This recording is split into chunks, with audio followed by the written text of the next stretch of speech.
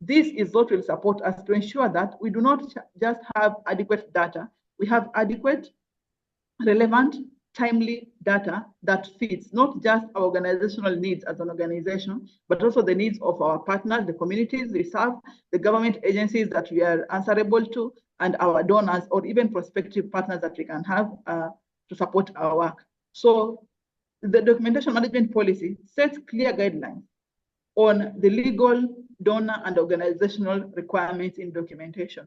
What documents do we need to have as an organization for us to operate well, for efficient operation? What documents do we need so that we can be legally complying? What documentation do we need so that we can be attractive to donors and other partners? So it needs to clearly state that.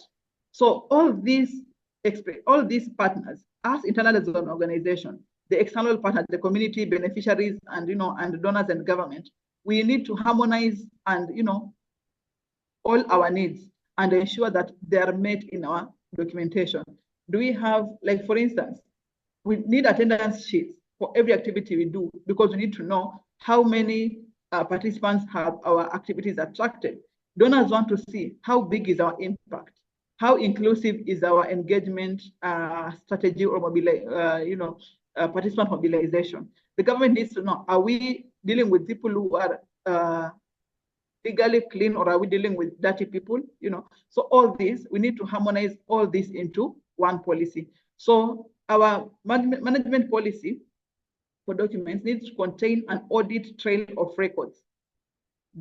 When was this document created? We can be able to tell, because the attendance sheet has a date, the audit report has a date, the monthly report, the quarterly report, the annual report has a date. So our management policy needs to show when a document was created. We need to have when was it accessed, and this we're talking about, and who can even access, who can access, and when can it be accessed. Who can access is, we have classified information. How do we control who accesses which documents? What are the security measures?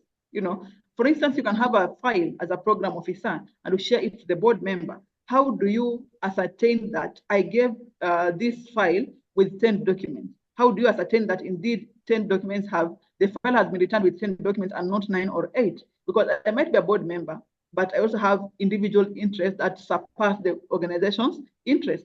If you submitted a document to audit to the government, it's a copy. How sure are you that, how far is that document moving? Who else will access such information? So we need to have evidence, a policy that shows when a document was created, when and who can access that document, and if it was modified. If we are to look at your current finance policy, can we tell it's which revision? Is it the first edition? Is it the second edition? Is it the original, the original document, the first copy? So we need to have all these details in place. And then we need to make sure that there is consistent record keeping, retention, schedules. These attendance sheets that we have for these activities, how long should we keep them? How long can they stay relevant? And if we are to dispose, because now the retention period is over, because we only want to keep them for 5 years maximum, how do we dispose such documents? You understand? Because it has critical information maybe for the organization or even our partners. So how do we dispose such a document? It should specify who is responsible for creation, who is responsible for record keeping, who is for filing, who is responsible for making sure that this document is retained, who is responsible for disposal. And when it comes to all these processes, it's not just about who is responsible, it's about what are the procedures, what are the standard operating procedures for developing a new document in the organization?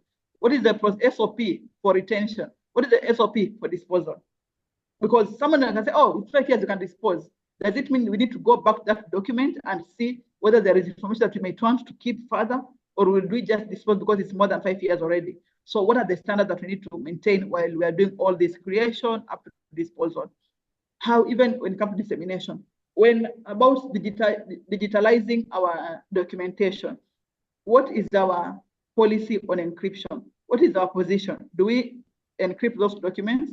Do we, how what are the security measures we put in place to ensure that this data is not accessed by an authorized person? Because again, we have the Data Protection Safeguarding Act in different countries and even policies in different countries. So how do we manage that digital record management system? How do we ensure data protection safeguarding? What are the guidelines for regular audits, update, staff training, and secure? Because again, you need to audit our document management policy. Is it up to date? Is it serving our purpose? What do we need to add to it for it to be very relevant? What do we add to it for it to make sense, to respond to our needs? Because we say documentation is dependent on the context and needs of an organization. So how do we audit if it is meeting those needs? How do we update based on the gaps that we have identified?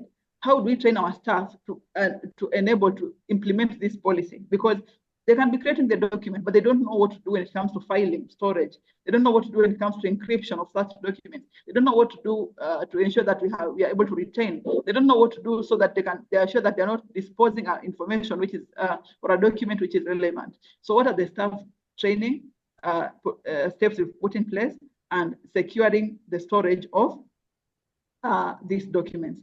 So to that point, we need to reflect as organization. Is our documentation, policy, process, procedure sufficient? Is it efficient? Is it secure? Based on this, in light of that, what are the gaps? What are the gaps that we need to address? And then what do we need for us to effectively, sufficiently, and securely manage our documentation so that the donors who get to hear about our story, when they come to our door, when they come into organization, they are going to partner with us and support our work, to amplify our work, to support our work, and even to increase our visibility within our organizations.